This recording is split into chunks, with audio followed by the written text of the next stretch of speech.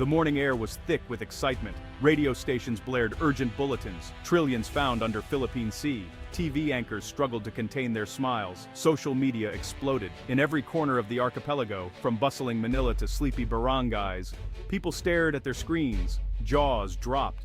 Children ran from house to house shouting, "We're rich! We're rich!" While jeepney drivers honked their horns in celebration, vendors painted new numbers on price boards, hoping for the best. Office workers clustered around televisions, eyes wide. "Is it true?" whispered a bank teller in Makati, her voice trembling. Market vendors in Davao cheered and clapped. In remote fishing villages, radios crackled with the same thrilling message. Even the elderly who had seen decades of hardship dared to hope. Rumors spread faster than the morning sun could rise. Was this the miracle the country had been waiting for? Phones buzzed, news tickers flashed across every channel.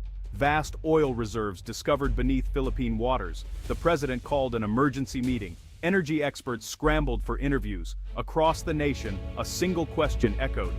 What happens now? In that unforgettable moment, the Philippines felt a rare, electric unity. Dreams of prosperity suddenly seemed within reach. But beneath the excitement, another feeling stirred: urgency. Would this promise finally lift millions out of poverty? From crowded EDSA to the quiet rice paddies of Nueva Ecija, conversations turned to oil. At Jollibee, families imagined new roads and schools. Maybe soon, no more blackouts, said a mother, full of wonder. Fishermen joked their catch might be worth more with cheaper fuel. For students, the discovery was a reason to dream.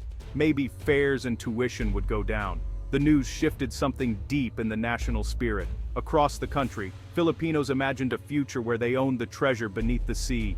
Hope was not just a word, it was alive in every conversation. Imagine a country no longer begging for oil or gas, a country building its own future, powered by its own resources. The news stirred quiet courage in those who had long feared another wave of price hikes, brownouts, or economic setbacks. Students in Cebu designed posters for a contest, Pilipinas, Kayang Kaya.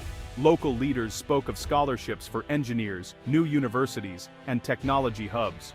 We can be the next Malaysia, or Kuwait, declared a mayor in Iloilo. Even church homilies celebrated the news. Parishes prayed for wisdom and unity as the nation stood on the edge of history. The possibility of energy independence was more than an economic dream. It was a chance for dignity. For decades, Filipinos had worked overseas, sending money home to keep the lights on. Now, perhaps, fewer would need to leave. Families could stay together. Young people could build a future at home. There was also a sense of responsibility. The wealth beneath the sea was not just for the rich or powerful. It was for every Filipino. The challenge was clear. Would the nation rise to the occasion, or let history repeat itself, with riches lost and hopes dashed? For many, the excitement brought painful memories. The Philippines has long been haunted by energy insecurity. Brownouts were once a part of daily life. Families lit candles as darkness fell, factories stopped, jobs disappeared, and the economy stalled. Generators roared in the background, burning expensive imported fuel. In the barrios, mothers juggled chores by the flicker of kerosene lamps. Students struggled to study, sweating in the heat, with fans that did not move. Jeepney drivers and delivery riders groaned every time pump prices soared. The peso weakened, inflation soared, and dreams shrank. Even as the country modernized, the shadow of unreliable energy lingered. Filipino families paid some of the highest electricity rates in Asia. Small businesses struggled to compete. Foreign investors hesitated. The nation's future was tied to the whims of faraway oil markets and the decisions of powerful countries. This was not just a story of economics, but of hardship and resilience. Every blackout, every price spike, was a reminder of how much depended on energy. The discovery under the sea was not just about wealth, it was about finally breaking the chains that had held the country back for generations. The Philippines imports more than 90% of its oil. Every year, billions of pesos flow out of the country to pay for fuel from the Middle East, Russia, and its Southeast Asian neighbors. This dependence has bled the economy dry. The peso weakens as dollars are spent on foreign oil, not on local jobs or infrastructure. Just look at the neighbors. Malaysia and Brunei built modern economies on oil.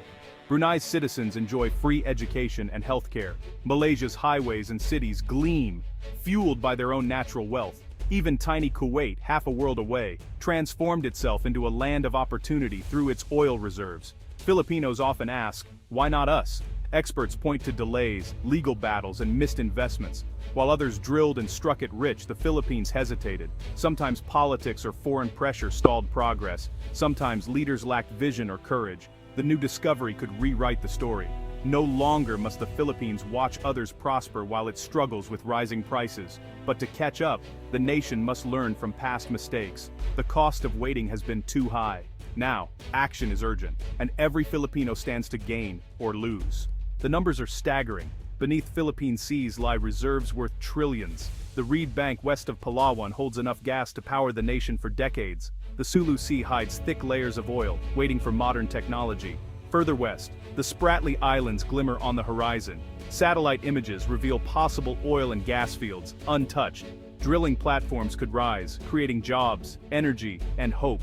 But the challenge isn't just finding oil, it's bringing it safely to shore. Much of this wealth lies in disputed territory. The risks are real. The excitement is real, but so are the dangers. The South China Sea is one of the world's most contested places. China claims almost all of it, ignoring the Hague ruling that favored the Philippines. In the Spratlys and Reed Bank, Chinese ships patrol, sometimes blocking Filipino fishermen and survey vessels. Diplomats work around the clock. In Manila, strategy meetings stretch late into the night. The president calls for unity, while military leaders warn of risks. Meanwhile, China warns the Philippines against drilling. We have to stand our ground, says a Navy officer, standing at a windswept outpost in Palawan. Other countries watch closely. The United States, Japan, and Australia offer support, but the stakes are high. Tensions flare with every new oil exploration. Some fear that conflict could erupt. Others hope for joint ventures and diplomacy, so everyone can share the wealth peacefully.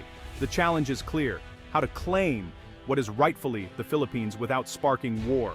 Some experts say the answer lies in focusing first on undisputed areas, while building alliances and using the law.